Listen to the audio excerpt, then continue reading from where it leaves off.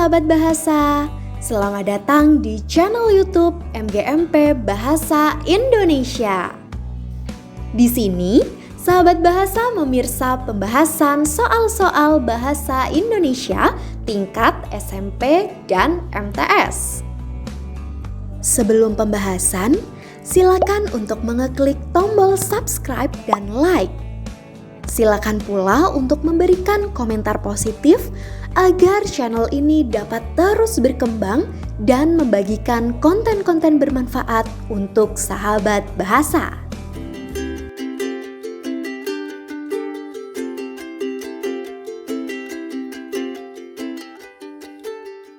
Indikator soal menunjukkan kata yang tidak sesuai kaidah. Contoh soal, bacalah kalimat-kalimat berikut. 1. Frekuensi mobilitas mudik lebaran 2022 berpotensi meningkat dibandingkan mudik lebaran 2021. 2. Dinas Perhubungan mengerahkan personil untuk melakukan pemantauan di posko pengamanan arus mudik. 3. Dinas Perhubungan bersama kepolisian melakukan manajemen dan rekayasa lalu lintas. 4. Pemerintah mengimbau masyarakat untuk tidak mudik menggunakan sepeda motor. Kata yang tidak baku terdapat pada kalimat nomor B, 2, dan 3. Kita pahami bahwa kata baku merupakan kata yang penulisan dan pengucapannya sesuai dengan kaidah bahasa Indonesia yang telah dibakukan, yakni sesuai dengan pedoman ejaan yang disempurnakan, tata bahasa, dan kamus umum. Kalimat kedua terdapat kata tidak baku, yaitu kata personil. Bentuk baku dari kata personil adalah personel. Personel bermakna pegawai, anak buah, awak. Kalimat 3 terdapat kata tidak baku, yaitu manajemen. Bentuk baku dari kata manajemen adalah manajemen. Manajemen bermakna penggunaan sumber daya secara efektif untuk mencapai sasaran. Pimpinan yang bertanggung jawab atas jalannya perusahaan dan organisasi. Kemudian mari kita cermati kalimat 1 dan 4, mana yang sekiranya menjadi pengecoh yang diperkirakan menjadi kata tidak baku. Kalimat 1. Kalimat 1 terdapat kata frekuensi. Kata frekuensi merupakan kata serapan bahasa asing, yakni frekuensi. Kata tersebut ditulis dan diucapkan sesuai dengan kaidah bahasa Indonesia sehingga menjadi frekuensi dengan mengubah huruf Q menjadi K. Kemudian, seringkali kita menjumpai penulisan frekuensi yang salah. Sebenarnya, bagaimana penulisan frekuensi yang benar? Apakah menggunakan huruf U atau W? Ternyata, bentuk baku kata frekuensi adalah yang menggunakan huruf U, bukan W. Selanjutnya, kalimat 4. Kalimat 4 terdapat kata mengimbau. Kata mengimbau merupakan bentuk baku. Bentuk dasar kata tersebut adalah imbau, bukan himbau. Kata imbau berasal dari bahasa Minangkabau yang diserap ke dalam bahasa Indonesia. Kata imbau merupakan verba atau kata kerja. Indikator soal menunjukkan kalimat yang tidak sesuai dengan kaidah. Contoh soal. Bacalah paragraf berikut. Pemerintah berencana menaikkan tarif listrik dan harga Pertalite. Rencana ini merupakan sebuah upaya agar supaya keuangan negara tidak terlalu berat. Menaikkan tarif listrik dan harga Pertalite dapat berdampak pada ekonomi masyarakat.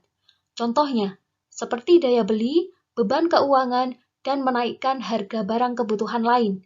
Hal tersebut akan menyebabkan terjadinya inflasi. Kalimat tidak efektif dalam paragraf tersebut ditandai nomor B, 2, dan 4. Kalimat efektif adalah kalimat yang menggunakan kaidah atau struktur bahasa Indonesia dan pilihan kata baku sehingga mudah dipahami oleh pembaca atau pendengarnya. Alasan kalimat 2 tidak efektif karena menggunakan pemborosan kata sehingga tidak menganut unsur kehematan. Kalimat 2 menggunakan konjungsi rangkap yakni agar, supaya. Perbaikan kalimat 2 tersebut dengan cara menghilangkan salah satu konjungsi, yakni agar atau supaya.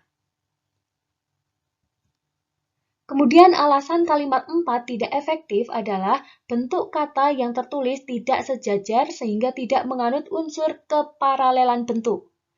Daya beli merupakan nomina atau kata benda, beban keuangan merupakan nomina atau kata benda, sedangkan menaikkan harga barang merupakan verba atau kata kerja. Perbaikan kalimat 4 tersebut adalah dengan menyamakan bentuk kata, yakni mengubah kata menaikkan menjadi penaikan, mengubah verba menjadi nomina. Kemudian, mari kita cermati kalimat 1, 3, dan 5. Kalimat 1 sudah efektif karena terdapat subjek, predikat, dan objek yang jelas, kemudian menganut prinsip keparalelan, kemudian tidak ambigu, dan logis. Kalimat 3 sudah efektif karena menganut prinsip keparalelan, tidak ambigu, dan logis. Kalimat 5 sudah efektif karena tidak ambigu dan logis. Ya, sahabat bahasa, mari kita ingat kembali bahwa kalimat efektif memiliki prinsip atau unsur yang perlu dipatuhi. Prinsip atau unsur tersebut yaitu 1. Kesepadanan struktur, yakni dalam penulisan kalimat memiliki subjek dan predikat yang jelas. 2. Keparalelan bentuk, yakni dalam penulisan kalimat menggunakan bentuk kata yang sama. 3. Ketegasan makna. Maksudnya, dalam penulisan kalimat harus menegaskan pada ide pokok. 4. Kecermatan penalaran. Kalimat yang ditulis tidak menimbulkan tafsir ganda sehingga perlu memilih pilihan kata yang sesuai dalam penulisan kalimat. 5. Kehematan kata. Artinya, tidak mubazir atau hemat dalam menggunakan kata, frasa, atau bentuk lain yang tidak dianggap perlu. Bentuk penghematan ini dapat melalui cara menghilangkan pengulangan subjek, menghindari pemakaian superordinat pada hiponimi, menghindari penggunaan sinonim kata pada satu kalimat, tidak menjamakkan kata-kata yang sudah berbentuk jamak. 6. Kelogisan bahasa, yakni pokok kalimat dapat dimengerti oleh akal, dan 7. Kepaduan gagasan, yakni kepaduan pernyataan dalam kalimat, kemudian informasi yang disampaikan tidak terpecah-pecah. Indikator soal memperbaiki kesalahan penggunaan kata, kalimat, dan ketidakpaduan paragraf. Pada indikator ini akan disajikan 3 contoh soal. Yang pertama, memperbaiki kesalahan penggunaan kata. Contoh soal. Bacalah paragraf berikut. Kementerian Perdagangan Kemendak melaporkan harga minyak goreng distribusi dan kemasan telah mengalami kenaikan dan substansial secara tahunan. Kemendak menyampaikan bahwa kenaikan harga minyak bantuan pemerintah tahun 2022 sebesar 50,3%. Kenaikan harga tersebut lebih besar daripada tahun 2021. Hal tersebut disebabkan oleh harga minyak sawit mentah dalam negeri dikontrol oleh instabilitas pasar dunia. Perbaikan penggunaan istilah pada paragraf tersebut adalah D. Subsidi signifikan fluktuasi.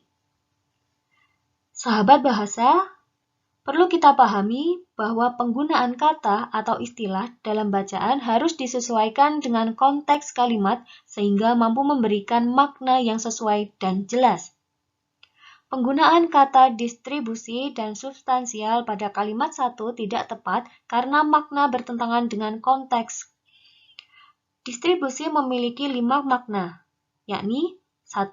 Penyaluran kepada orang atau tempat, 2. Pembagian barang keperluan sehari-hari oleh pemerintah, 3. Semua posisi yang ditempati oleh unsur bahasa, 4. Persebaran benda dalam suatu wilayah geografi tertentu, 5. Pembagian atau persebaran pencahayaan dalam wilayah artistik pertunjukan.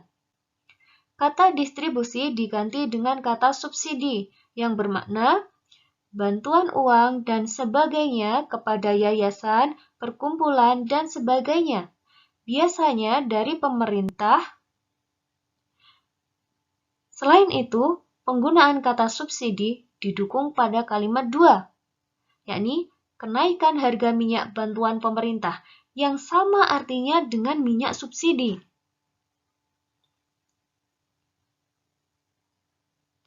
Kemudian substansial, bermakna bersifat inti, sesungguhnya.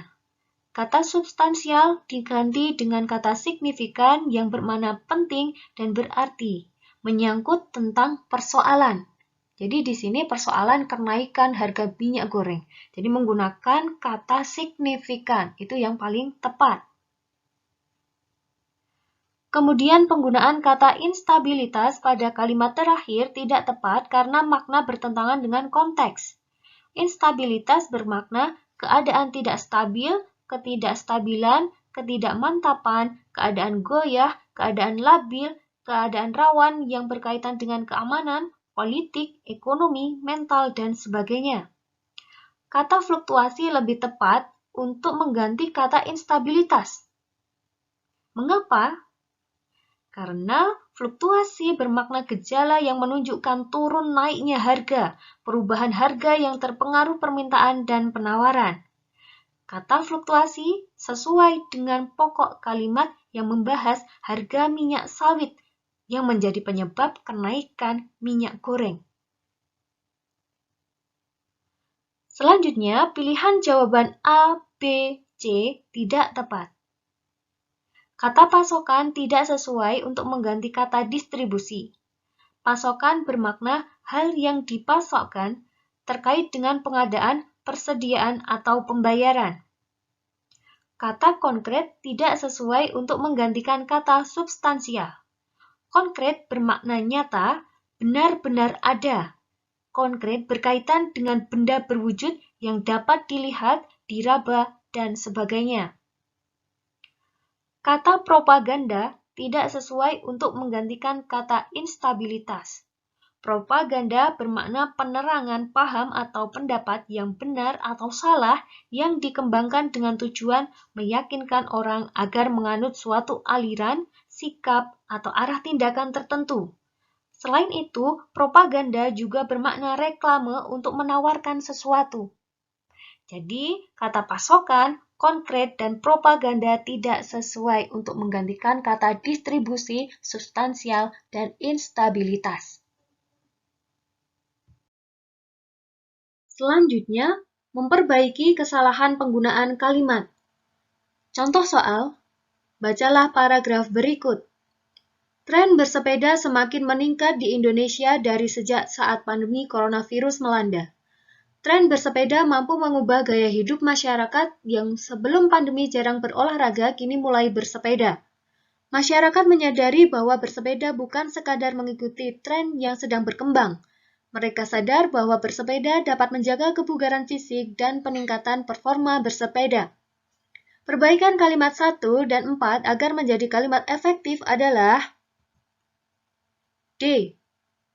Tren bersepeda semakin meningkat di Indonesia sejak pandemi coronavirus melanda. Itu untuk kalimat 1, kemudian kalimat 4, menjadi mereka sadar bahwa bersepeda dapat menjaga kebugaran fisik dan meningkatkan performa bersepeda. Kalimat efektif adalah kalimat yang menggunakan kaidah struktur bahasa Indonesia dan pilihan kata baku sehingga mudah dipahami oleh pembaca. Alasan kalimat 1 tidak efektif karena menggunakan pemborosan kata, sehingga tidak menganut unsur kehematan. Kalimat 1 menggunakan sinonim kata pada kalimat, yakni kata depan dari sejak saat. Perbaikan kalimat 2 tersebut dengan cara menggunakan satu kata depan saja, sehingga menjadi tren bersepeda semakin meningkat di Indonesia sejak pandemi coronavirus melanda. Kemudian kalimat 4. Alasan kalimat 4 tidak efektif karena bentuk kata yang tertulis tidak sejajar, sehingga tidak menganut unsur keparalelan bentuk. Kata menjaga pada menjaga kebugaran fisik merupakan verba atau kata kerja, sedangkan peningkatan pada peningkatan performa bersepeda merupakan nomina atau kata benda.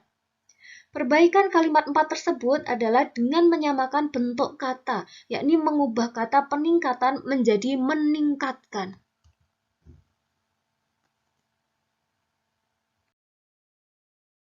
Kemudian mari kita cermati pilihan jawaban A, B, dan C. Pilihan jawaban A kalimat 1 tidak efektif karena tidak hemat. Kemudian kalimat 4 tidak paralel. Untuk pilihan jawaban B, kalimat 1 tidak hemat. Kalimat 4 tidak paralel.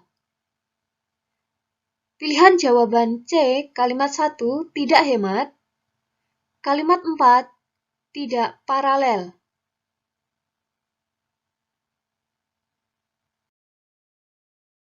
Selanjutnya, memperbaiki kepaduan paragraf. Kepaduan paragraf dapat terbentuk ketika kalimat-kalimat yang tertulis dalam paragraf merupakan kalimat yang logis, berkaitan satu sama lain, dan mampu mendukung gagasan utama. Kepaduan paragraf berkaitan dengan pertalian makna atau isi kalimat. Selain itu, kepaduan paragraf juga dipengaruhi oleh penggunaan konjungsi, pilihan kata, kata ganti, penggunaan hiponim atau kata khusus. Ciri-ciri kalimat yang tidak padu yaitu bertentangan dengan ide pokok paragraf, tidak terhubung dengan kalimat sebelum dan sesudahnya. Contoh soal. Bacalah paragraf berikut. Dimsum adalah makanan yang berasal dari Tiongkok. Dalam bahasa Mandarin, dimsum berarti makanan kecil karena dimsum dihidangkan dengan ukuran kecil. Hidangan dimsum terdiri atas beberapa makanan, di antaranya pangsit goreng dan siomay. Dimsum goreng dimasak melalui adonan dimsum yang sudah dibungkus kulit pangsit dan digoreng dengan minyak hingga matang. Dimsum biasanya disajikan dalam keranjang pengukus berukuran kecil dan setiap keranjang berisi satu jenis dimsum. Perbaikan kalimat 3 dan 5 agar menjadi paragraf yang padu adalah C. Kalimat 3, dimsum terdiri atas dua jenis yaitu dimsum goreng dan kukus. 5. Untuk dimsum kukus, biasanya adonan dikukus dalam wadah bambu dan disajikan saat hangat. Untuk memperbaiki kalimat yang tidak padu, kita harus membaca dan mencermati keseluruhan isi paragraf. Kemudian dicari kalimat yang sesuai dengan ide pokok dan kalimat tersebut saling terhubung dengan kalimat sebelum dan sesudahnya. Pada soal tersebut, kalimat 4 sudah padu. Kalimat 4 akan menjadi dasar untuk perbaikan kalimat 3 dan 5. Selain itu, kita juga berdasar pada ide pokok paragraf. Kalimat 4. Dimsum goreng dimasak melalui adonan dimsum yang sudah dibungkus kulit pangsit dan digoreng dengan minyak hingga matang. Kalimat 4 berisi tentang jenis dimsum dan cara mengolahnya. Maka kalimat 3 harus berisi jenis-jenis dimsum dan kalimat 5 harus berisi jenis dimsum yang lain dan cara pengolahannya. Sehingga diketahui jawaban yang tepat adalah C. Untuk pilihan jawaban A tidak tepat, pilihan jawaban B tidak tepat, pilihan jawaban D tidak tepat. Karena pilihan A, B, dan D kalimat tersebut memang mendukung ide pokok, tetapi tidak ada kaitannya dengan kalimat 4, sehingga tidak memiliki hubungan dengan kalimat 4. Jadi, kalimat 3 dan 5 pada opsi A, B, dan D tidak tepat.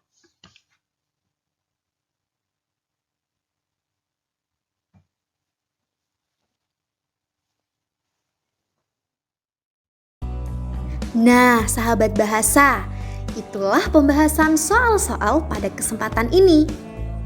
Kamu sudah selesai memirsa pembahasan soal-soal bahasa Indonesia tingkat SMP dan MTS. Semoga dengan memirsa ini, sahabat bahasa dapat meningkat pengetahuannya dan dapat mengerjakan soal-soal ujian dengan benar. Sampai jumpa pada pembahasan soal-soal lainnya hanya di channel YouTube MGMP Bahasa Indonesia. Teruslah semangat belajar. Generasi bangsa Indonesia, cinta bahasa Indonesia.